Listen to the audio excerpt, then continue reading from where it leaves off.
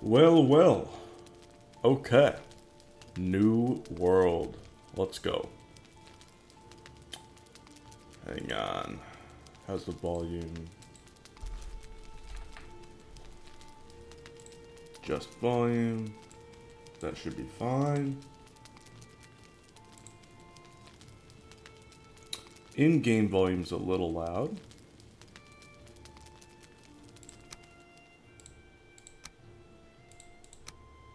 Huh? No?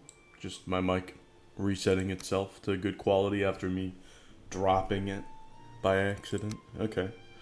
That'll take some getting used to. New character.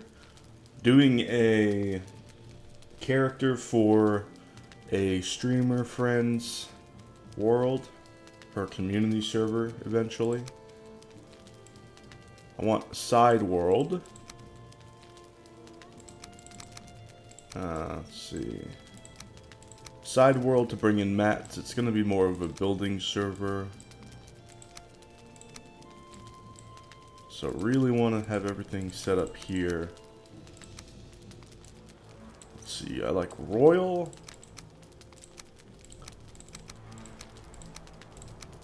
What braid? What beard do I want here? This one's kind of adorable. That's neat. And then we'll do redhead. I always like the combo. That combo's good.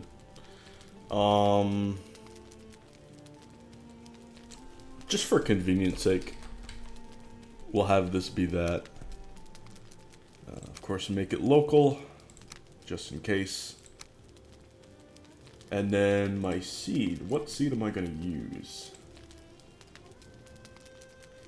Seed. Not going to do random seed.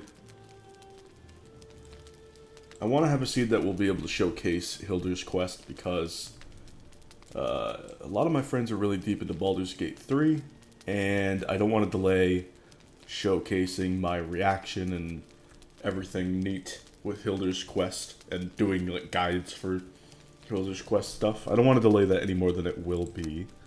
So, I have one called Side Witch already. And I think that's the server. Good progression, Corvus. And then there's 3 pawns. That's always good. I'm going to do a different one, actually. So I'm going to remove Side Witch. And I'm going to have a new one.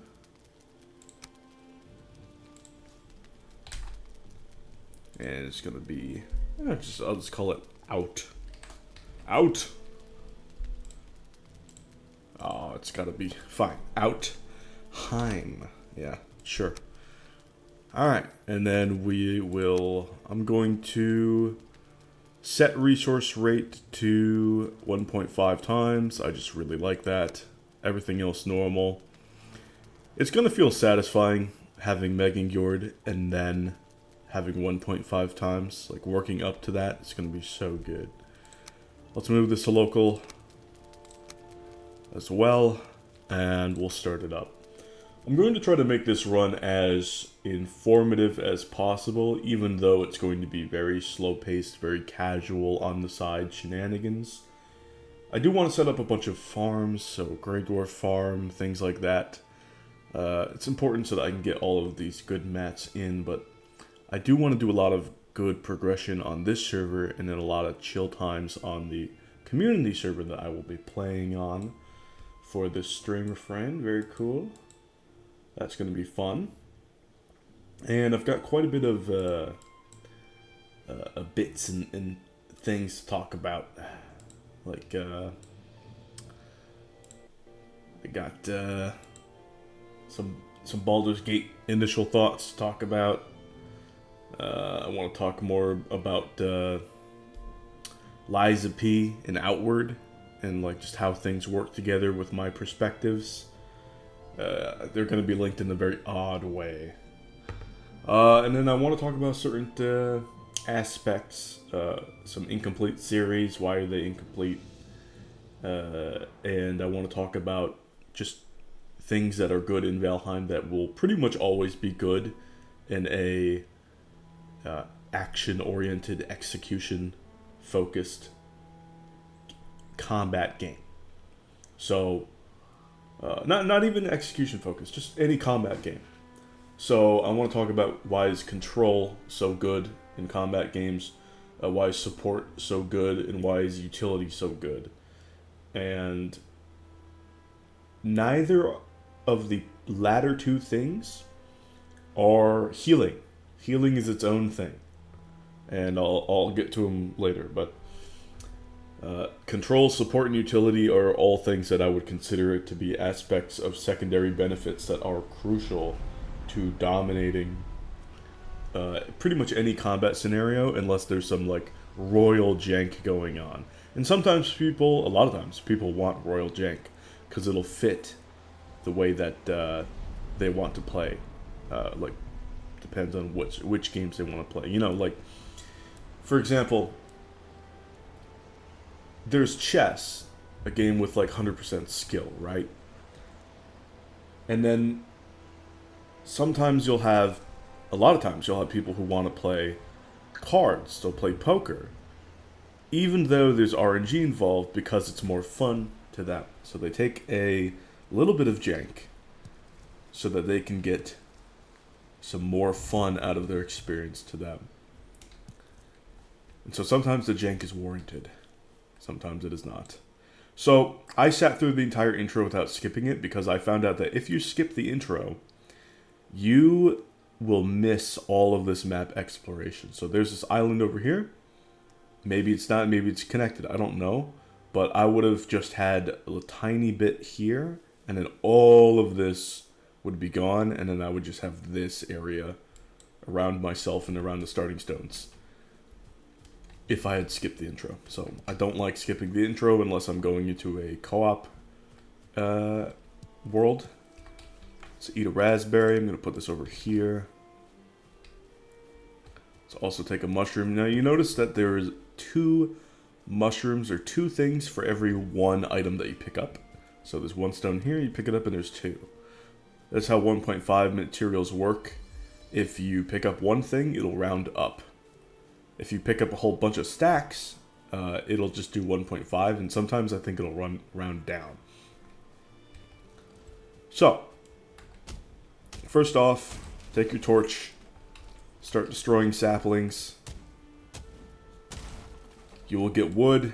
You will also get more resin so that you can make more torches. More torches are really good for encounters that you are really not ready for at this point in the game. You can take them out with ease. Not only that, it'll level up your club skill, which is good for later. Don't worry if this torch breaks. You can just open up your inventory with tab. Craft another torch. I'm going to make 2 torches. I'm going to make a club. And I'm not going to make a stone axe. I'm going to make a hammer. I'm immediately going to put this in my inventory here. Here's the inevitable grayling. Took him right out. Get more resin from that. Very nice. So now what I want to find... Ooh, more mushrooms here, but I want to get to the coast. I want to get to water, and what's perfect is I know where water is. That is amazing. But yeah, as for Incomplete Series, Hilder's Quest co-op, that'll resume when a lot of people are done with initial Baldur's Gate 3 stuff.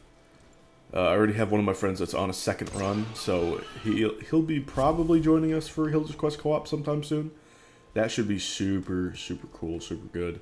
I'm actually going to lower my own PC volume a little bit. I have it set to the volume that I really like to listen to music at. And that's no good. More mushrooms here. I'm not going to eat as many red mushrooms. Actually, that's totally wrong. I should be eating more red mushrooms in the early game because I get more of them. Yeah, fantastic.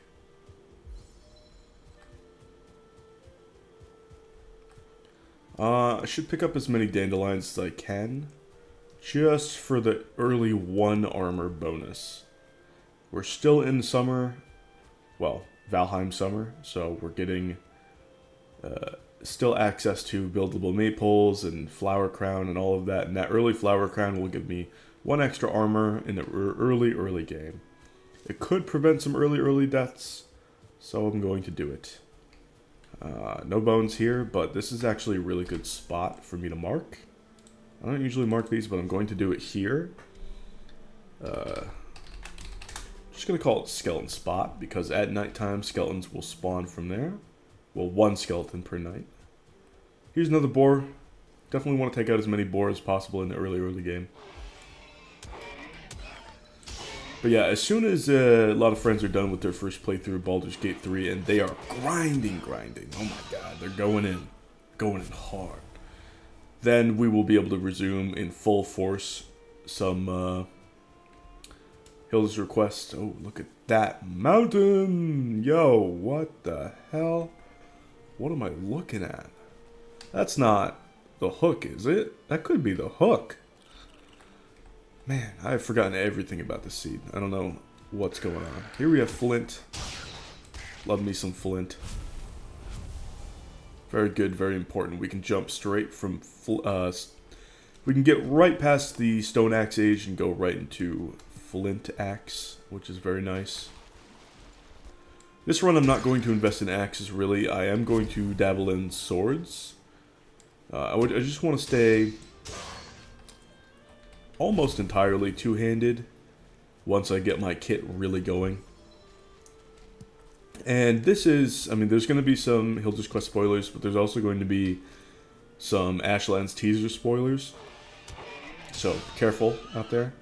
I'm going to say some real soon. Like right now. Slayer. The variety of two-handed greatswords, or greatswords are two-handed. Two-handed swords that we will be getting in the Ashlands. I don't know if Slayer Mage will be any good, but just in case, I'm going to be messing around with swords on this character, just so that I can invest towards that. Of course, investing in swords is going to be good for A-bombs. It's going to be good for Yag, Sentinel Shacking with Fulling Camps. It's going to be good for Modare with Silver Sword as well. Mistwalker's not bad. It'll be fine, but I really want to transition more into mage stuff then. And then definitely highly focused on Atgear and bow and mage stuff. Arbalest, the classic, the new trinity, magic, Arbalest, and Atgear. Atgear, of course, part of the old Holy Trinity. Atgear bow, clubs, all sorts of nastiness. So yeah, swords is going to be investment on the side. Clubs is going to be an investment on the side for any character.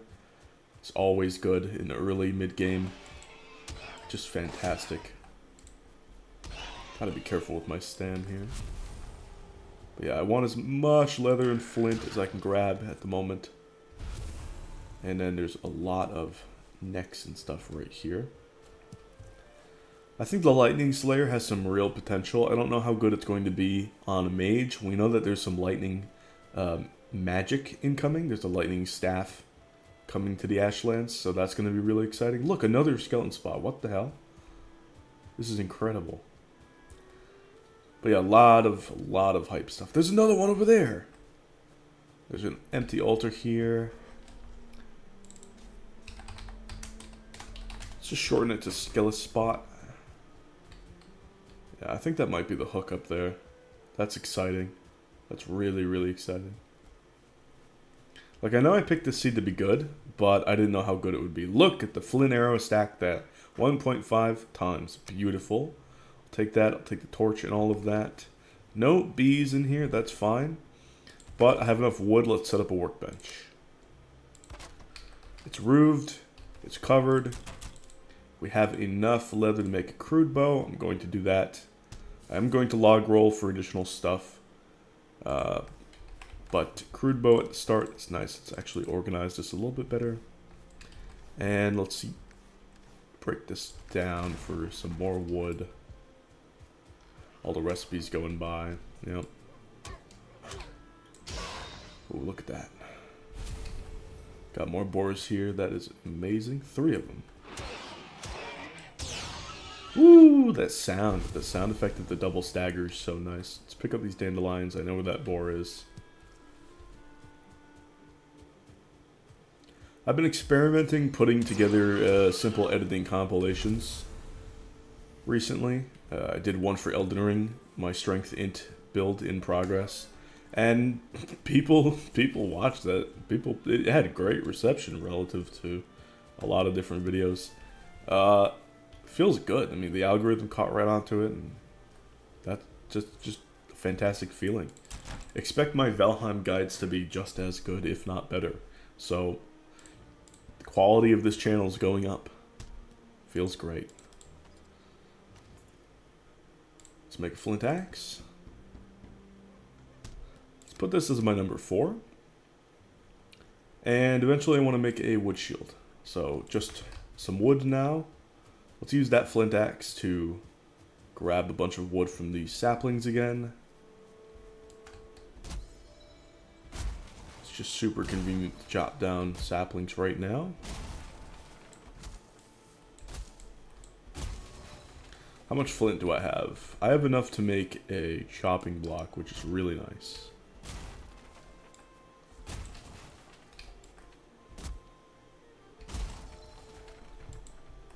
How many bones? Just 2 bones? That's unfortunate. It's a little luckier than usual, but then again, I have so many skeleton spots found. Maybe I'll have more bones when I'm messing around. There's even more boars here. I love fields for this reason.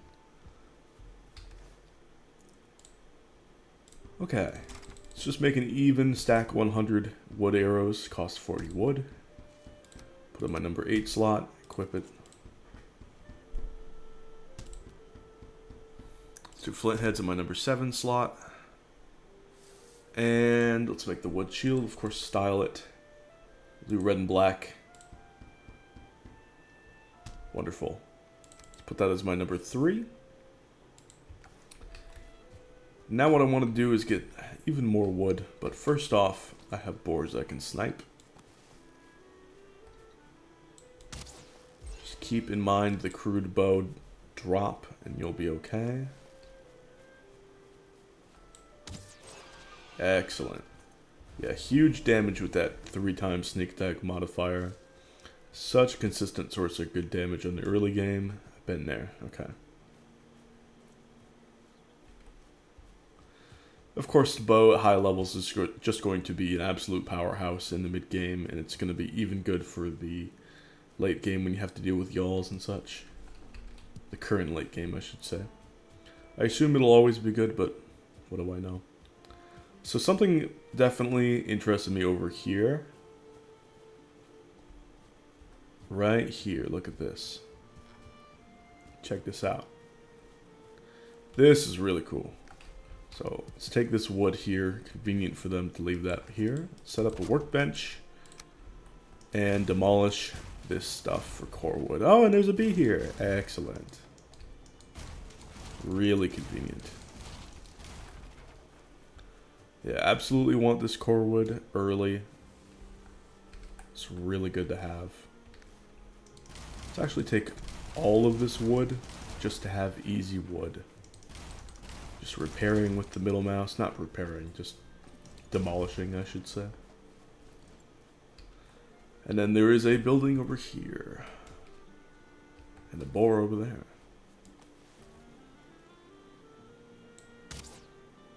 Ooh. Real satisfying shot. 6 stones, that's enough for a campfire. I'm not just going to get rested just yet. Should I? Yes. Am I going to? No. Look at this beautiful view. Nice coastal area. Got some necks down here. I'm just going to snipe those.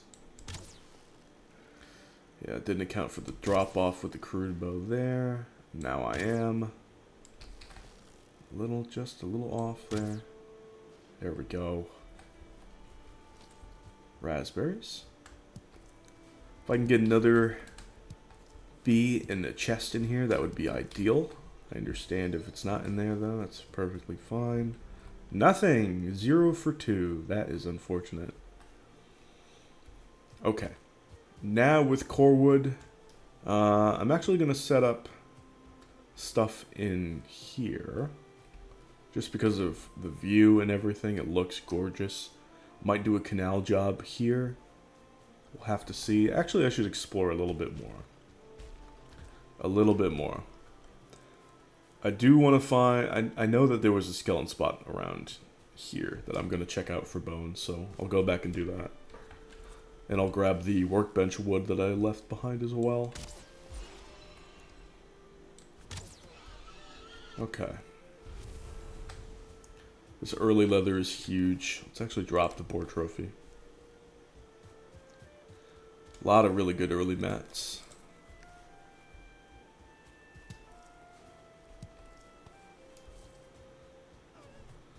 Heading in the slightly wrong direction. I should be sniping deer, I'm just not seeing them, unfortunately. Oh, there could be a chest up there. Pretty sure there is. Yep, I see it. Love these vines. Can't wait. I really want to build them. Have them be able to build them on a build. That would be ideal. There we go. Feathers. Excellent. Feathers are super valuable in this game. It's how you make really good arrows and bolts. Ah, I see there's bones in there. Excellent. Even more boar. That is incredible. I'm getting all sorts of really good spawn rates. Just gonna yoink everything. Okay, one. Bad aim. The deer saw me. Oh, that's so bad. Oof. Really bad.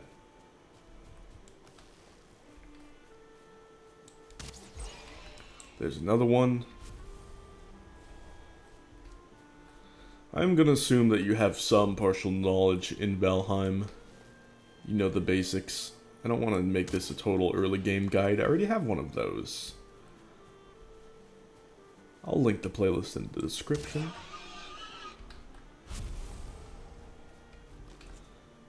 Yeah, that early game guide, I was like, oh no, it's, you know, it's pre-Mistlands. It's not gonna be the same because I invested in swords.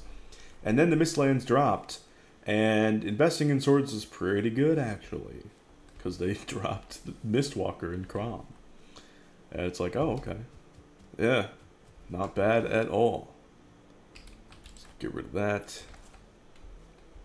I can afford to set up a campfire in here. Let's get a little rested. Yeah, let's make this the day 1 resting area. Build a door. Let's build a bed.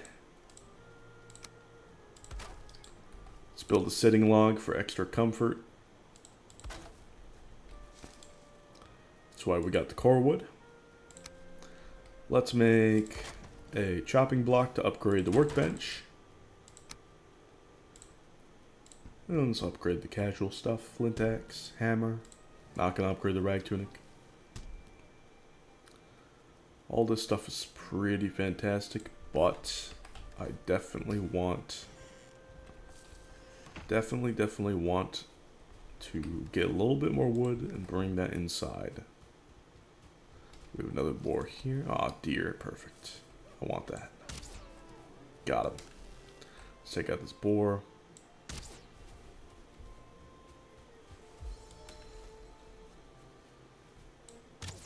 There we go.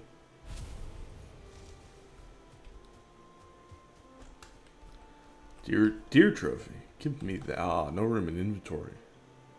Drop the dandies for that. I have some wood in here. Let's go grab a bunch more.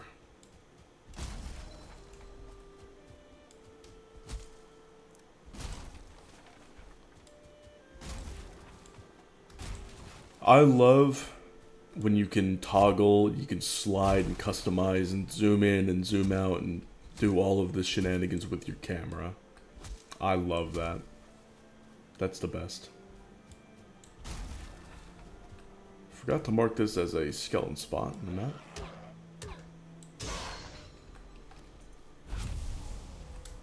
Usually I'll have an axe in my inventory rather than a hotbar come late game. And I have it like that for a simple reason. I use axes most of the time as a tool rather than a weapon. And I keep the hotbar hot. Stuff that I actively want to use in a sticky situation to get myself in a good spot. Keep me safe. Destroy the enemies, you know? And I'm not going to do that with like a pickaxe or a one-handed axe or something, you know?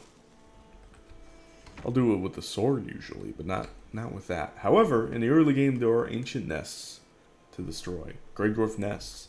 And those, it's better to deal slashing damage. And you don't really have a sword until the Bronze Age, so just going to deal with that handily with the flint axe until the time comes to switch over to a bronze sword.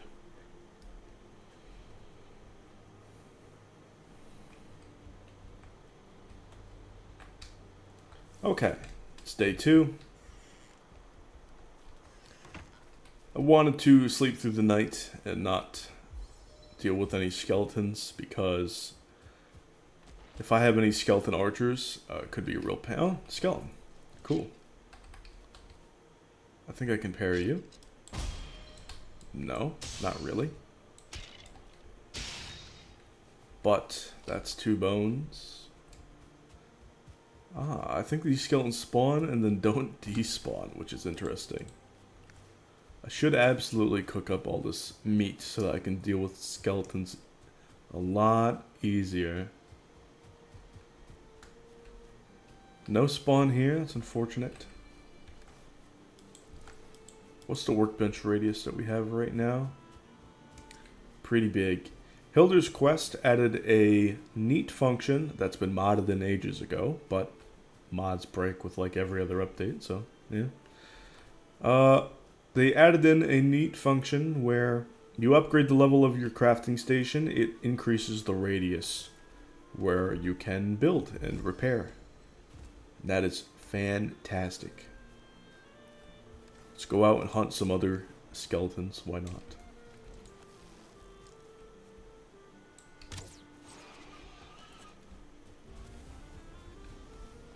Why not? I am 1 skeleton away.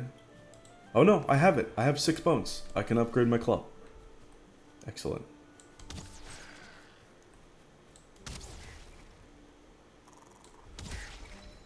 Absolutely love getting them bow levels up early.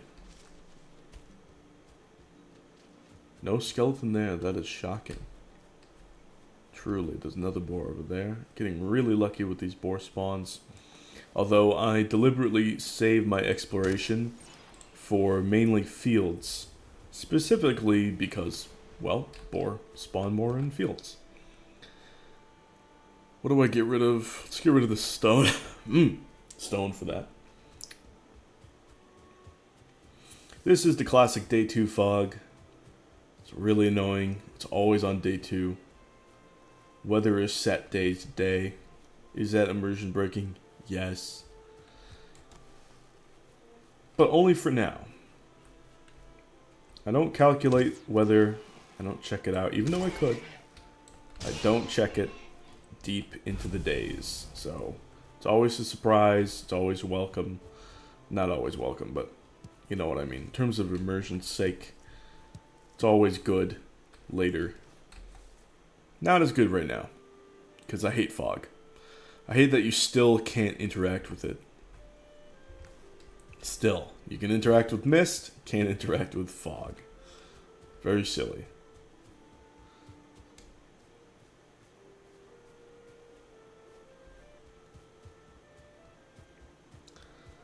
Yeah. I think one of my friends said, oh, well, you know, they might want it to be that way because mist is magical, and you can use a magical thing to get rid of the mist, but fog is natural. And it just sounds like we're taking this fantasy setting and we're using realism as a, uh, a basically a crutch for a decision that brings less fun to the table. Like, oh, limited vision? Wow. Hey, what if we had something that worked around that? Oh, that's great. But it has to be magical. It's like, no. We can have magical things mess around with natural forces as well. Why not? Let it be fun. Okay. So yeah, I think a fog lantern would be amazing. I think the Dverger circlet, being able to upgrade that later, would be phenomenal. Let's put a bunch of this stuff away now. This is going to be extremely temporary. This is fine. I need some wood. I need some wood, and I need to bring the fire inside.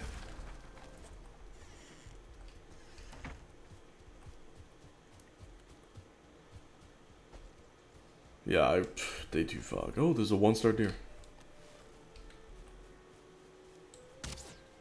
Got him.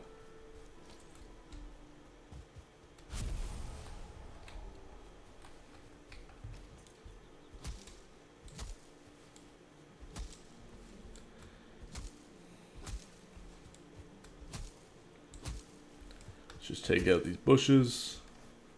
15 wood, not enough. I want a little bit more. The wood grind is never enough, but if I can do so in a satisfying manner, that being at a Grey Dwarf farm, then that's much better situation. Especially grinding for a build server, which I will be doing here. Okay. Now, I'm going to get rid of this, and I'm going to set up a chimney on the outside. Let's practice some building styles here. How am I gonna make this work? Ah, we got a Grey Dwarf. No, Greeling. My bad.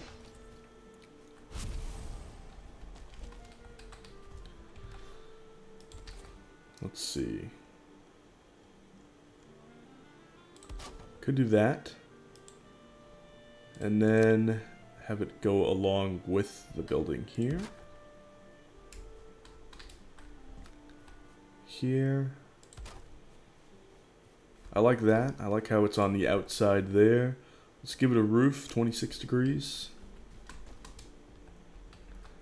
Might have to get on top of the building like so. Get some scaffolding there. Oh, my jump level's very low, as it should be.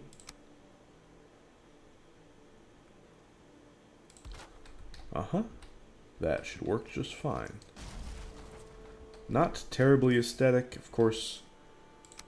It would be a little bit more if I put these beams here. But it'll work like a charm.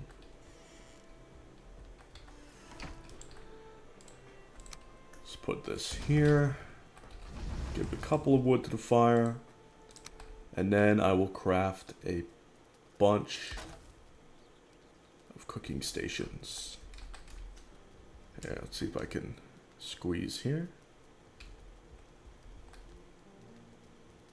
I kind of can, I kind of can't squeeze there. So let's set this up horizontally instead. Come on. 5 is fine. If you were really good at squeezing these in here, you can fit 6. Let's put a rug down for even more comfort. And let's just cook all of this food. Just cook it all. Normally, I really like saving boar meat because of sausages and other food like turnip stew. But we should be able to have plenty of them later. Let's see, let's put some wood in here. Let's also put the core wood in there. Resin is fine in there. Let's get some of these here. Again, this is all very temporary.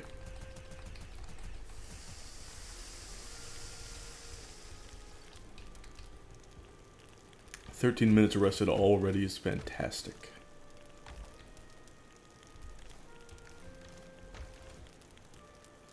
Do want more wood for more arrows eventually. And for more everything, yeah. Quality 2, quality 2, quality 2. I'm gonna leave this crude bow quality 1 because I want a log roll. Get a fine wood bow eventually. I'm not in any rush. I can do just fine with the crude bow quality 1 for now. But definitely eventually I want to get log rolling. But even then, that will only cover fine wood, and I need core wood. In order to survive deep in the Black Forest with core wood, I need to upgrade some other things, so it's fine. Let's mark this as the house for now. I wish there was a left shift E function to remove a piece of meat from a cooking rack. There's a lot of E functions in this game, and they started introducing left shift E to do different things on, of course, the same interaction, but not in every situation. And I think it's universally supported that if we had a little bit more quality of life added in with left shift E, that would be fantastic. Now, of course, they've already added some great quality of life in Hilder's Quest, but can never have enough. Well, I mean, you can, but it's very difficult too. Very, very difficult. Check my skills. How we doing? Looking good. A little smoked out. Almost done with meat. Let's put these mushrooms away to save them. And let's just go meat like so.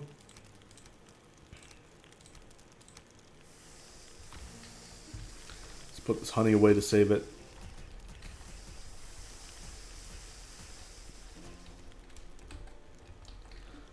I'm gonna save deer meat for a little bit just because it's pretty great. It's the best just cooked meat that you can have other than cooked fish, but that's rare. So, best reliable HP food at the moment. So I'm just going to save it a little bit. Eat some of the more basic things.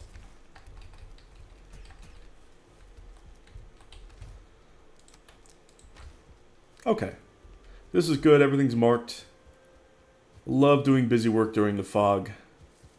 The problem is, if we can't interact with bad weather like blizzards and storms and fog, when it's time to do everything else that is actually progression directly relevant, like going to fight a boss or something, and we get bad weather in the meantime and we can't interact with it, then it's like, well, I've already done all my busy work. There's nothing to do but this. The game's telling me via weather to fuck off, but there's nothing else I can do. So silly. It's like the game constantly throwing planes fog at you. It's like, I'm sorry, I'm trying to fight Yag. Nothing else I want to do but fight Yag. Let's kill this fella.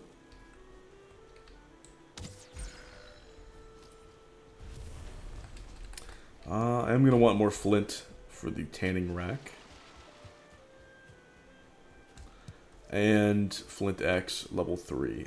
I'm not going to make any other flint weapons just because I don't want to invest in those skills. I don't want to invest in knives. Definitely don't want to invest in spears. I'm not speedrunning. Everything else is pretty great. Looks like the fog is going away. That is perfect. That is ideal. I timed my busy work almost to perfection. Got some necks here. Investing in bows, investing in clubs, very good. Investing in axes, sometimes good. Might be especially good with the Berserker axes coming in the Ashlands. I have my co-op character for Hilders being a axe investor on the side, especially for A-bombs and such. Not so much this character. Wow, this is beautiful. Look at the waterways. Really nice. Be really good sailing routes. I mean, this is just going to be super carve convenient once we get into the Bronze Age proper. Ah, unfortunate. Just happened to walk away. Uh-huh.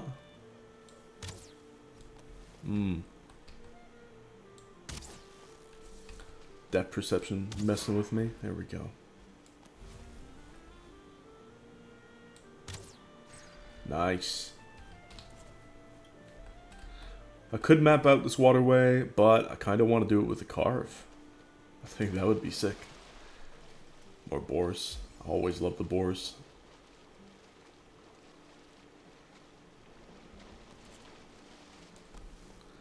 Just going to spam arrows at these guys. Unfortunate. The crude bow, in addition to having a drop off, and fine wood bow also has this, but they have a minimum 1 degree spray, even when fully charged. There's more spray when they're not fully drawn, but there is still spray, aka random degree arrow change from your reticle. There is more of that spray when it's uncharged, but still it exists. And it makes a big difference for long distance snipes, and you'll be making those. A bar runestone! Woo! Got some 1 stars. Look at all the piggies! A 2-star! Some of you might be upset that I killed a 2-star, but believe me, runestone boars, they are not set up for taming. After a certain amount of distance, they will run back to runestone. That's no good. No good for taming. Lucky with all of these starred boars. That's a lot of loot, a lot of meat. Let's take out this deer. Beautiful. Yeah, so these mid-range snipes are just super smooth with the crude bow once you're adjusted to the drop-off. A lot of them in the mid-range, a lot of these creatures that you're sniping are too large to really care about that 1 degree. Oh my god, okay, maybe the 1 degree messed me up there. But most of the time you're just going to be dead on if your aim's good, and the RNG won't mess with you.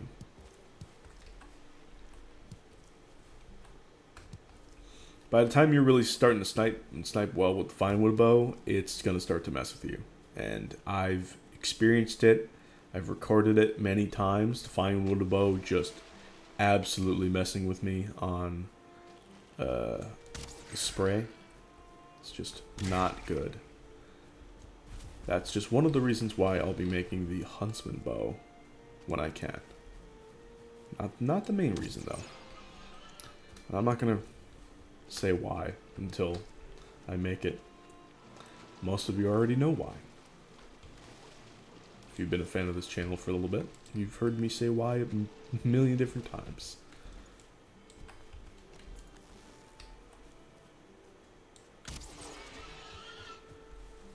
So many boar. Okay.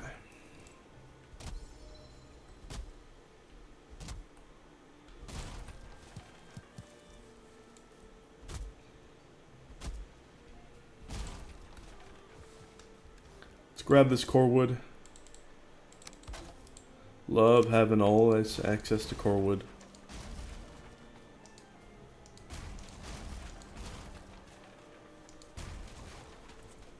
Oh, another bird. Oh, it flew away. Oh no, it's right there. Oh, I couldn't get it. Fella is in the grass. Oh, bye. Oh, Eichter's up there. Interesting. What an odd spot. Really, really cool river area. And that mountain is glorious back there. Glorious. So I talked about my situation with Baldur's Gate 3 friends and the not fresh solo run, the Hilda's Quest co-op run. Hilda's Quest has put the fresh solo run to bed. There's going to be no more of that. Because things change progression-wise with Hilda's Quest, of course, you know? Updates will kill any playthrough that would happen. And that's fine. And I assume everybody understands that. Updates also killed my Elden Ring quality run. I didn't think that it would. I in fact said that I wouldn't abandon it, and I have to, because the critical hit change actually has a good effect on how I play. And so progression is different. Playing through the game, optimizing the build for the framework that I want is different. And the quality build really suffers from that. Like, really suffers.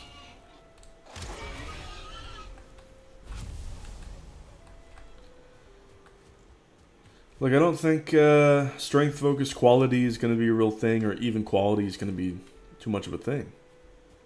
Oh, look at that house right there. Tell me that's not gorgeous. Look at this spot. Wow.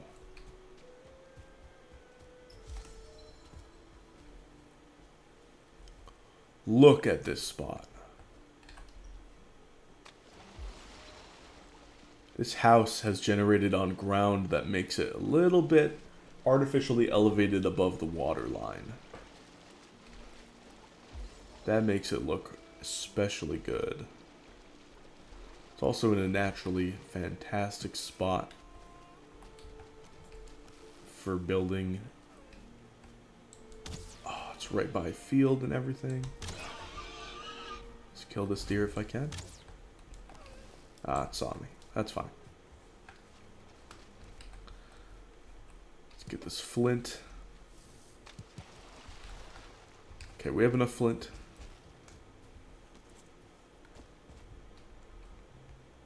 Okay. Not the best house, so maybe there's an even better location over here. Oh, looks like it goes in almost a circle here. It's gonna be fun charting these waters out. It's gonna be super fun. Okay, that face went no gamma filter, so you guys just suffer. I feel bad because it looks great to me. It's dark, but I'm so used to it. I'm so used to this by now. Like, I can even see that there's raspberries on here in the dark. And here. It's fucked up. My eyes are Valheim tuned.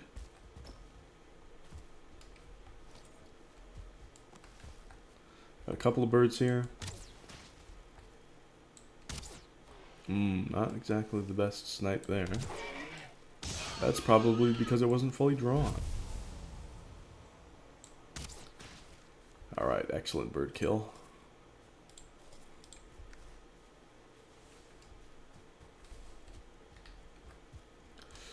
But yeah, the way that critical hits work in Elden Ring, it's just based off of full damage.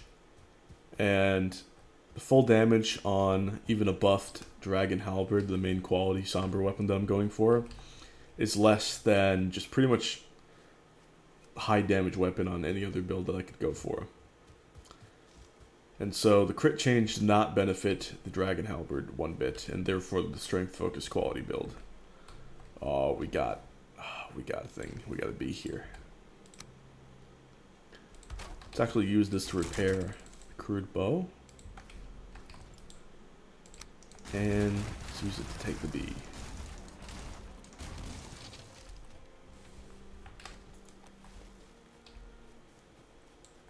If you have decent food, you don't have to worry about the bees.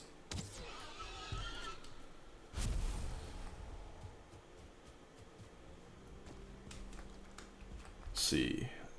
I don't have any stone. I don't need that much stone to set up rested again. There we go. Okay. Let's get rid of the boar trophies.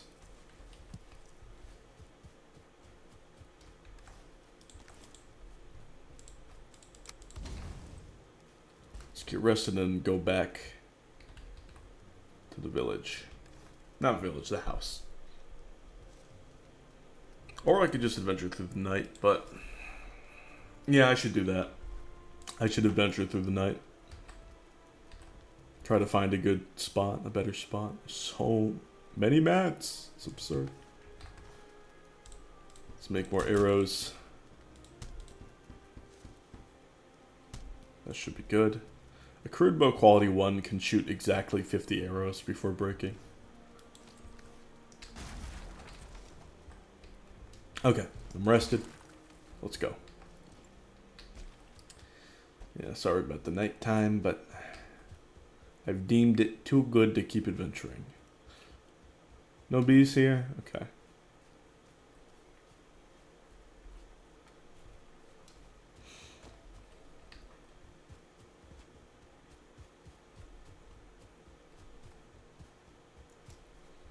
See.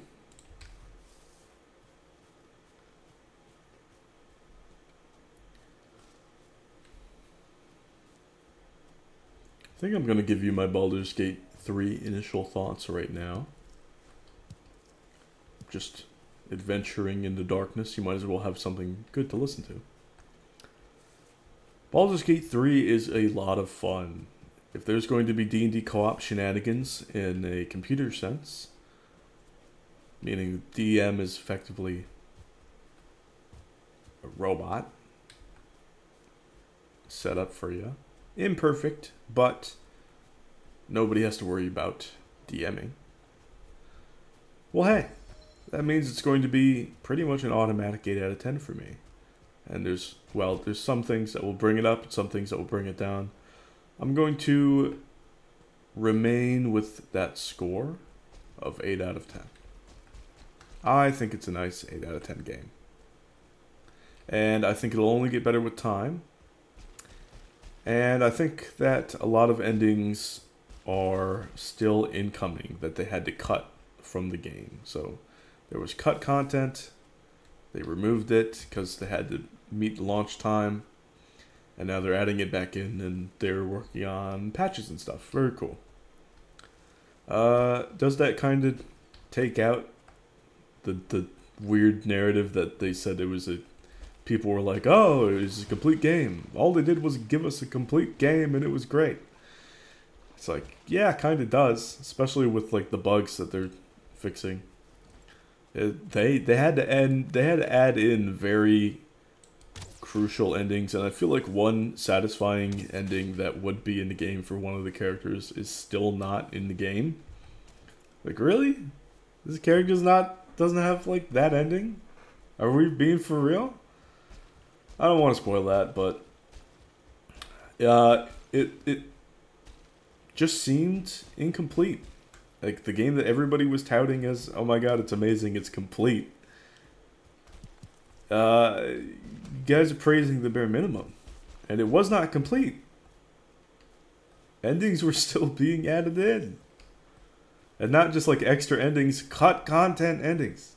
It was not a complete game, but I'm just picking at like the fan base more than anything there, you know?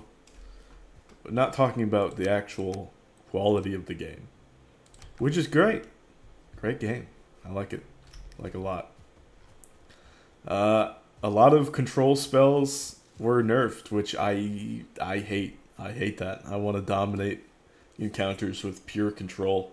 And I think that a lot of people will find that they buffed up damage, just straight up damage dealing stuff, and oh boy, it's gonna be an absolute save scum smack fest with Luck of the Far Realms and crit smites, and woo, that's pretty fun. Most people, that's gonna be everything they wanted and more. Definitely not as much my style of demolition, you know? Not my style, except my style is support control with splash bit of effective damage on top. All of that is great. They did not nerf Hunger of Hadar, which is such a great warlock spell. It's such a great spell. Holy shit. Oh, it's so good. So nice.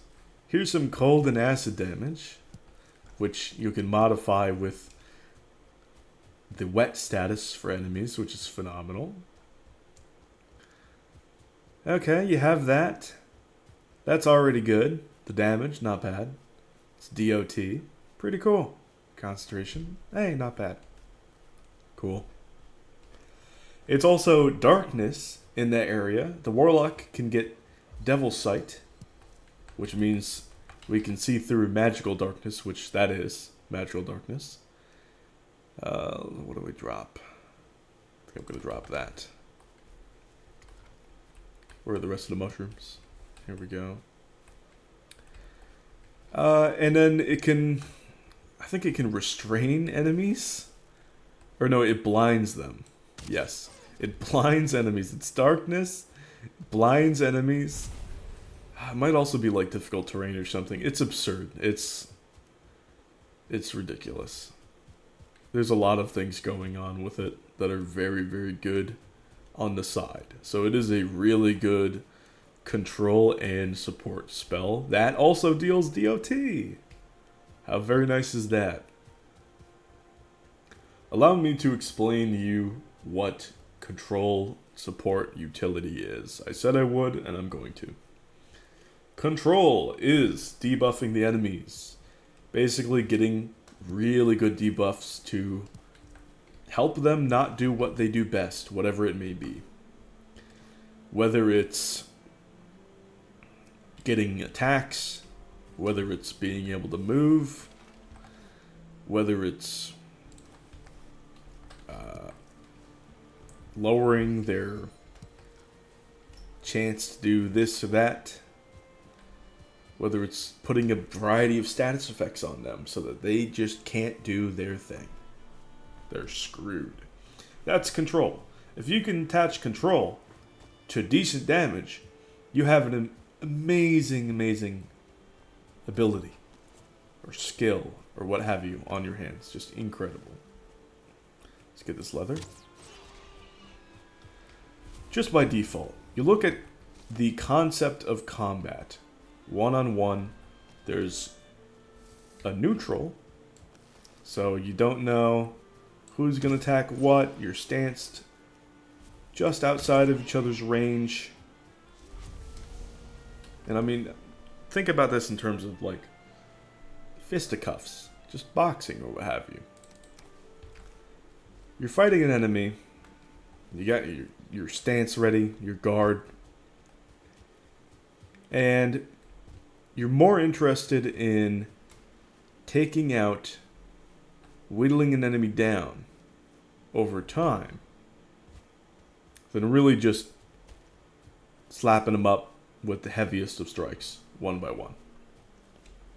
You know, this is in combat sports why you have like a lot of your legends that have setup before they knock them down, or they go in their prime for a lot of precision overpower. And if you're into like MMA and or just fighting in general, just UFC or what have you, you understand when I say precision over. You know exactly what I'm talking about.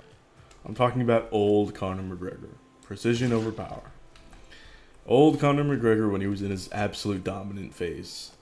Precision over power. Because if you can be precise, all you need to do to stop an enemy from really fighting too much is inflict a little bit of damage on the chin. Moves their brain around, they get cussed, fight's over. So there's control, the enemy's down, they can't really do anything, they're knocked out officially, they're done. The fight's over. But if you're in like a video game, that fight's not over, the enemy's not dead. You know what I'm saying? So getting that hit to stop them doing what they're doing, IRL, we say in combat sports, that's the end of the fight. Even though it's technically only a little bit of damage to the right spot. Put some control on the enemy, you're going to win. You win. You just automatically, that's a dub. Now imagine a little bit of magic involved. We're taking the same scenario. We're in combat. Everything's dandy. We're fighting in neutral. All of that. But one guy has ice that he can apply to his hands, and it can coat his gloves, and it's hot, it's ice, it's hard ice. But what he can also do is send that ice magic onto the ground and make certain areas slick and slippery and hard, and it could crack if you make a takedown. Who's the GOAT of MMA right now? In that weight class that Conor used to dominate in. It's Khabib Nurmagomedov. I believe I'm saying that right. The takedown king. My God, the eagle. The way that he takes enemies down is absurd.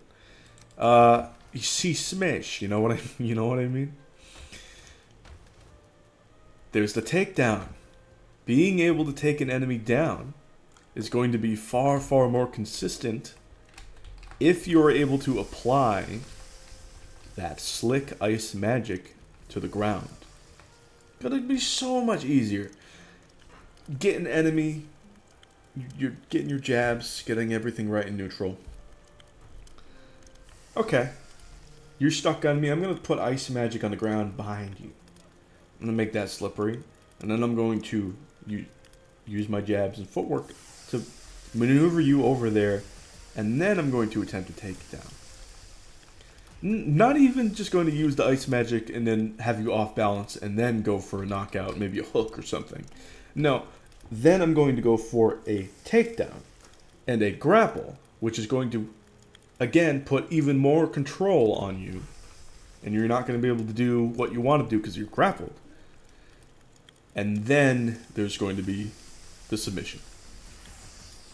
But again, the submission in, let's say, if you were playing a RPG video game with combat, wouldn't be the end of the fight. You would break their arm, the enemy wouldn't be dead. And you know what, I'm sounding like that one referee. Who was that? Like Mario? If he still breathes, the fight's not over.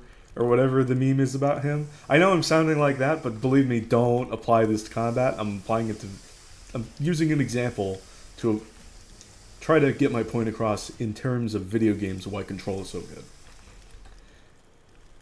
In this instance, the fight would be over in real life, but it wouldn't be in the video game.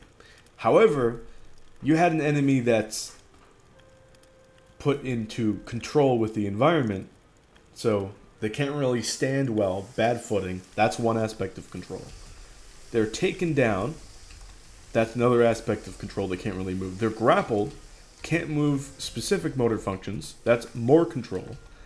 And then their arm or leg or heel has been snapped. What have you. Heel hold, arm bar, rear naked. I mean, could be knocked out, what have you. That's 3 aspects of control, and the fight is effectively over, even though compared to like a sword slash or some shit, the damage is very moderate. But we have said, fight's over. We've made it into the sports rules. fight's over at that point. It's like, you know, you don't get to the leg breaking scenario, and that's good. That's a good thing, believe me.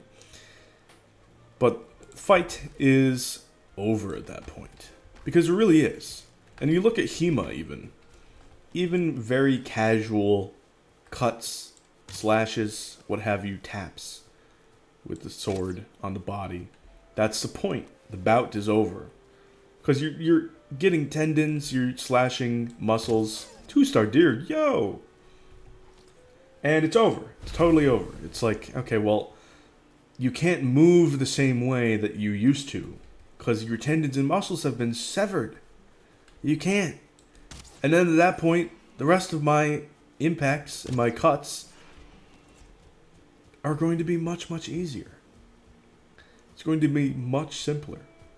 And of course, you imagine magic on top of that. Let's use the same example of ice. It's even smoother. Hello, Ike there. Hello, Black Forest. Yo, look how convenient this is. Don't tell me that's copper. If the enemy slips, that's control. They can't do the same thing that they used to. Now, what about Valheim? Look at the copper. Look at the copper. What about Valheim? Well, control, in terms of video games, let's make this as simple as possible. Staggering. You stagger an enemy, they're like, oh, I can't do anything. You know, they flail around for a little bit. You deal double damage to them in that circumstance. And it's super easy to stagger lock an enemy, given the circumstances that they're once staggered. Super smooth, super easy. Hello, skeletons.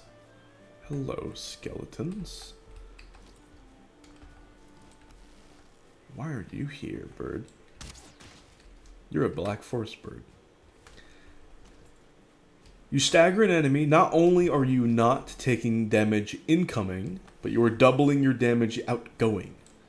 So putting that control on enemies, being able to have them not moving, giving you twice the amount of damage outgoing is incredible. Now, doing so proactive is huge. Proactive staggering is everything. I mean, everything in the early game, proactive staggering is so good. And that basically means at gear. You get your proactive stagger, your spin to win, you follow up. Is that a 1-star? Oh my god, let's find out. And then you poke city, and you've killed the target. You've absolutely decimated pretty much whatever it is, as long as they're not resistant to pierce.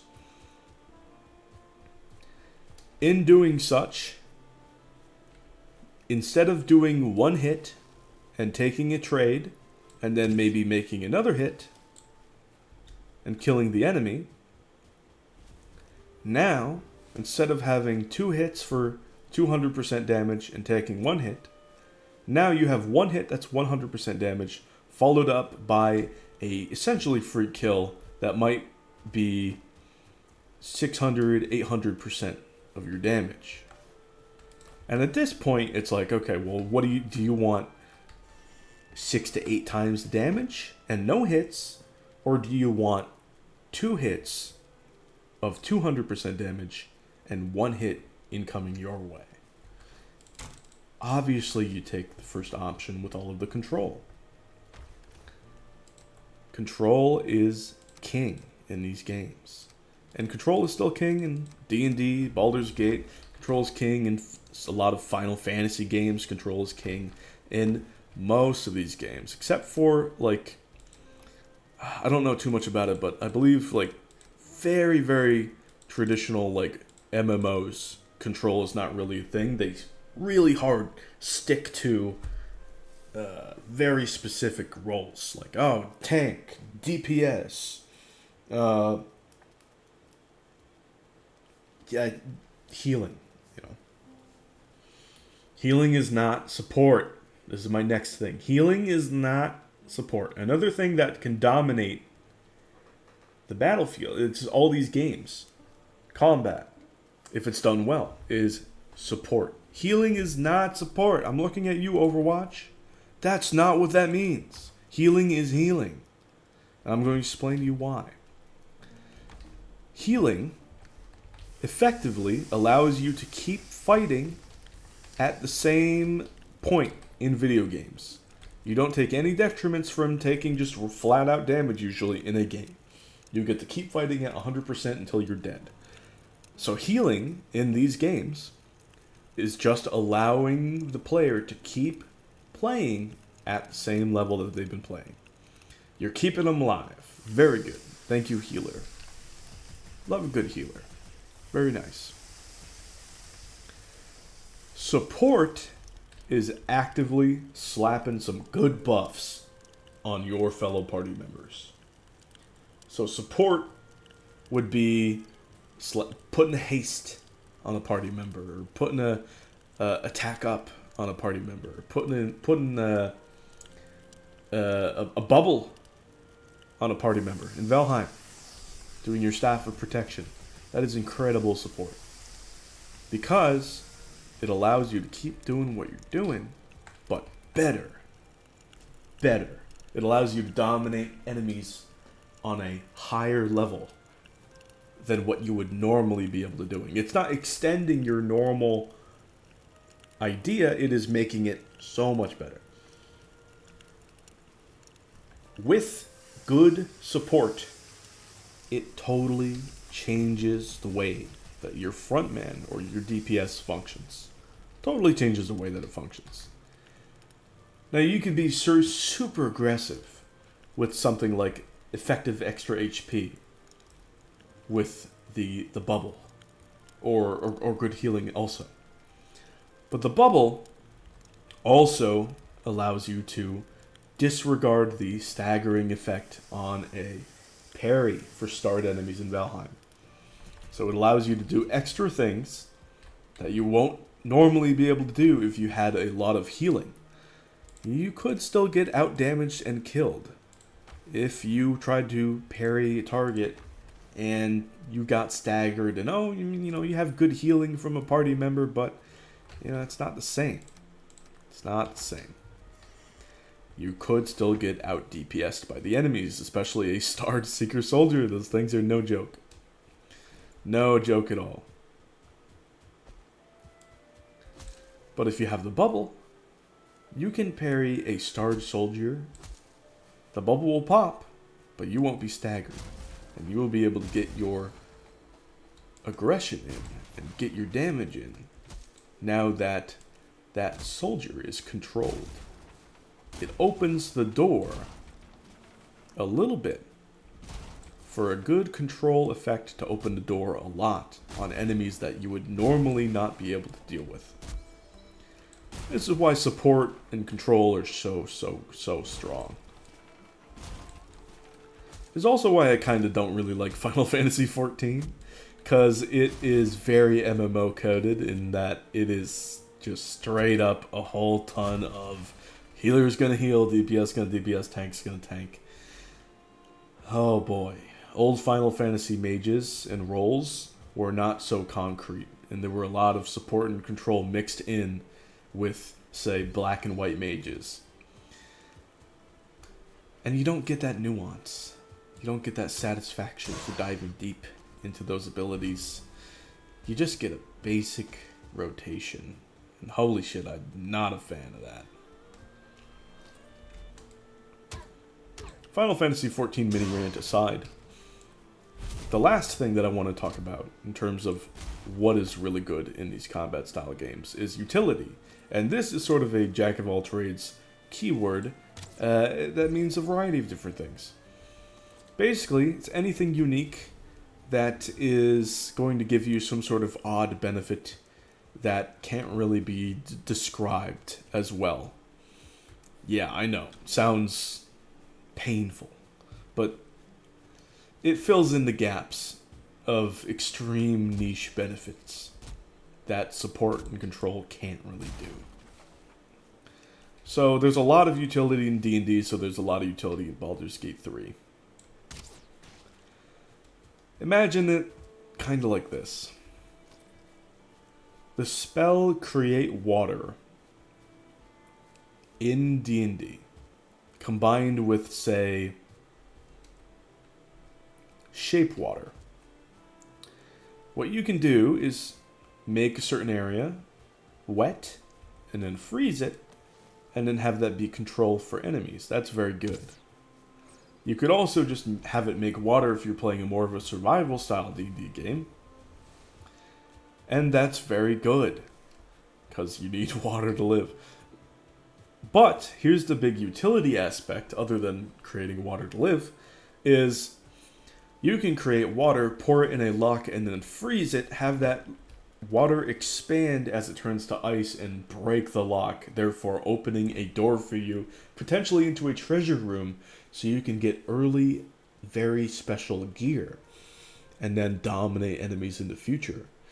That's not support, that's not control, that's not any of the major roles, that is utility.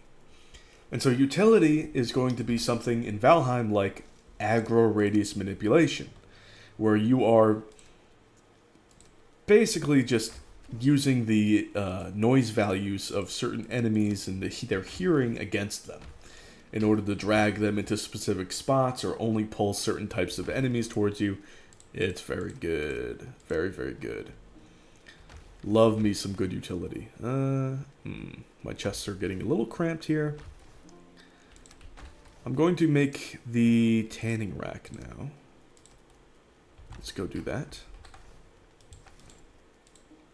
I hope that makes everything clear on why the secondary benefits of control, utility, and support are just so dominant in these games. It's absurdly, absurdly good. If you get effective damage plus one of these other properties done extremely well, the damage is going to be multiplied by a certain amount. Like, you could just smack them normally for 100%, or you could set up a control with, say, a 60% damage so that you can attack 3 times. And now I'm dealing effectively 180%, and 180% is more than 100%. Super simple. Love that. Let's see, I have my tanning rack. Let's put all this stuff back. A lot of early mats. Really good. Let's also make some more chests just because everything is getting cramped.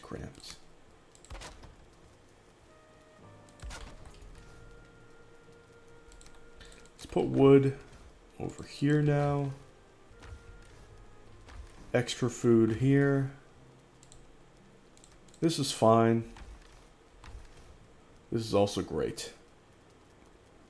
But I need to upgrade things. So I want to upgrade my flint axe. Let's do that. Let's also upgrade the wood shield. Grab some resin.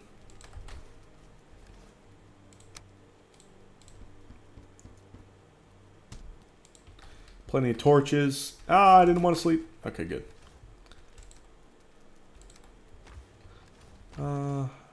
Resin here. Let's see, with the feathers, let's go make 40 fire arrows. So, do I have enough wood for that? I don't. I do not. That's fine.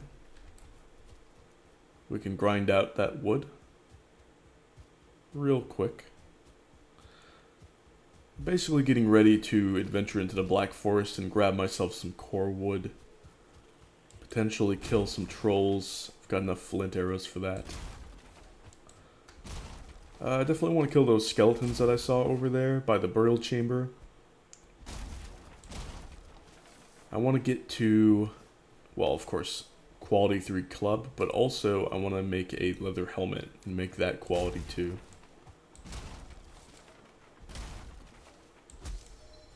I think maybe leather pants might be the vibe, actually. Yeah, I think that's better. Let's go make those leather pants now, then.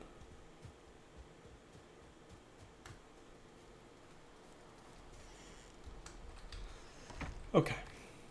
Got the wood. Let's grab the feathers. 6 from this stack.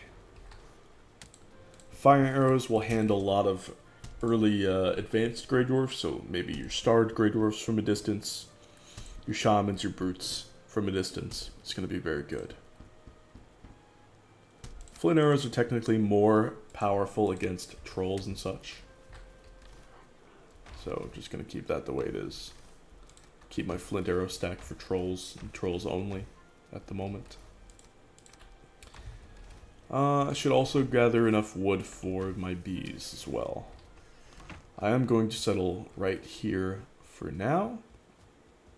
And I think I'll do a big moving project with a portal once I have that set up. Should be easy enough with the portal.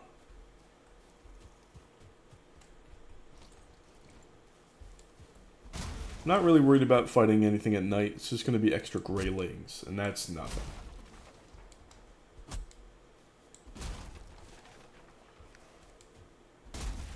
Yeah, here we go. Speaking of devil. Oh, we got a Grey Dwarf. Where'd you come from? A couple of you. I don't like that. There's a brute. Fantastic. Let's use a torch. Shaman too. That's awful. Just use fire arrows. Skeleton. What the? What a weird battle. Let's focus on the shaman. Huge hit. Shaman's down. Alright. Super easy, super smooth. Operation kill these bastards. Let's use the torch. Scare them away. Grab these bones. I'll take that. Yoink. Let's get the stand back a little bit. Woo! Huge hit. Unfortunate. Really want to deal with the ads right now. Okay, they're done. Let's just use a regular club. Parry. 1, 2. Wait for the attack. Reparry. Keep this going. Make distance. Get that stam back. Walking is fine. Don't spend that stam. Come here, brute. He's wandering a little bit. That's fine. We can make distance and snipe him with a fire arrow or two. You're dead.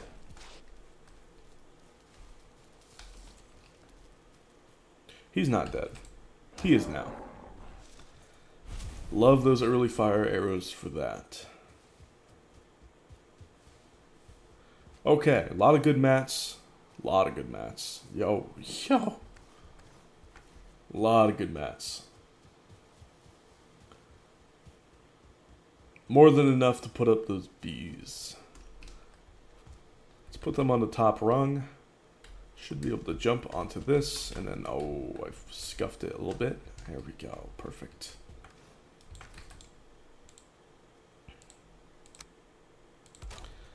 Remember when I said I wasn't worried about fighting at night? I was humbled very quickly by the game. Interesting spot, though.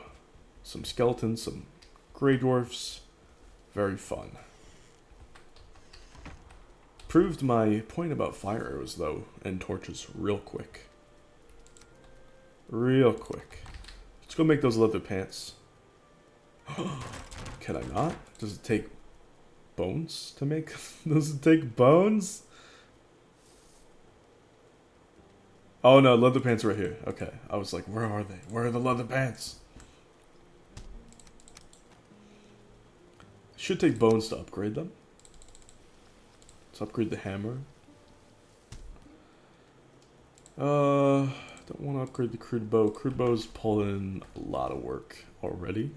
Putting in a lot of work, not pulling in. This is good. Wood in here. Do I have stone in here? Let's put stone in the wood chest then for now. This can go in there.